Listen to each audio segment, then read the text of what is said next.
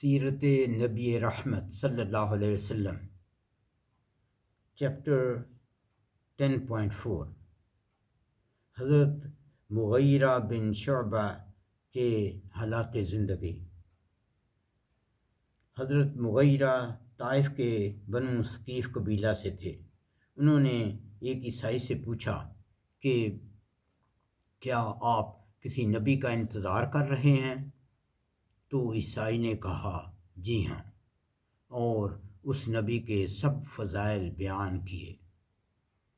حضرت مغیرہ اس بات چیز سے اتنے متاثر ہوئے کہ سن 5 ہجری میں طائف سے مدینہ آ کر اسلام قبول کیا اور مستقل طور پر مدینہ مقیم رہے، اور زیادہ تر وقت رسول اکرم صلی اللہ علیہ وسلم کی خدمت میں حاضر رہتے اور آپ سے علم حاصل کرتے۔ جیسا کہ پہلے ذکر کیا ہے، صلح حدیبیہ میں حضرت مغیرہ نے مشرکین قریش کے نمائندہ عروہ بن مسعود کو رسول اکرم صلی اللہ علیہ وسلم کی داڑھی مبارک کو ہاتھ نہ لگانے دیا۔ حضرت مغیرہ بیت رضوان میں شامل تھے۔ اس کے علاوہ حضرت مغیرہ غزوہ خیبر، فتح مکہ اور غزوہ تبوک میں بھی شامل تھے۔ سن 9 ہجری میں آپ کا قبیلہ مسلمان ہوا۔ قبول اسلام کے بعد بھی ان کے قبیلے کے لوگ اپنے بت لات سے خوف زدہ تھے، چنانچہ حضرت مغیرہ نے رسول اکرم صلی اللہ علیہ وسلم کے حکم سے نہ صرف لات کو توڑا بلکہ اس کا مندر بھی ڈھا دیا اور اس کی بنیادیں تک کھود ڈالیں۔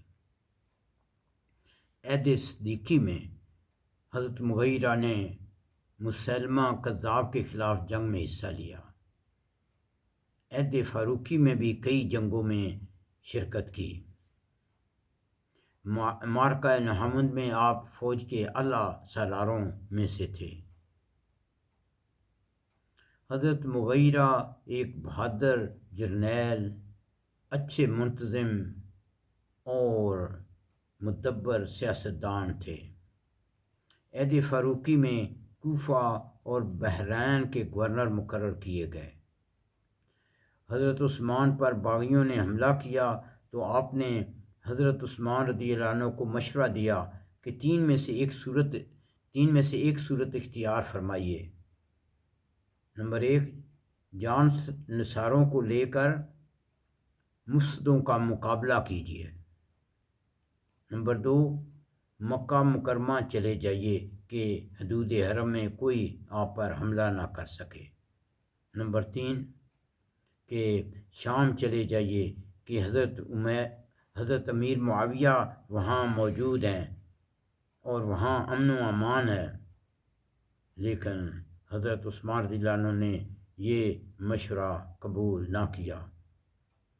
شہادت عثمان کے بعد حضرت علی حضرت رضی اللہ عنہ خلیفہ بنے تو آپ نے انہیں مشورہ دیا کہ سارے اموی گورنر معزول نہ کریں، یا کم از کم حضرت معاویہ کو فی الحال معزول نہ کریں، ورنہ اس کے نتائج غلط نکلیں گے۔ حضرت علی نے یہ مشورہ بھی قبول نہ کیا۔ نوٹ فرمائیے، ابو لولو حضرت مغیرہ کا غلام تھا جس نے حضرت عمر رضی اللہ عنہ کو شہید کیا۔ حضرت مغیرہ نے سن 50 ہجری میں کوفہ میں وفات پائی۔ حضرت مغیرہ امیر معاویہ کے معتمد مشیر تھے۔ انہوں نے حضرت مغیرہ کو کوفہ کا گورنر بنایا۔ حضرت مغیرہ نے خوارج کا کامیابی سے مقابلہ کیا۔ واللہ یہدی من یشاء، ربنا تقبل منا انک انت السمیع العلیم وتب علینا انک انت التواب الرحیم۔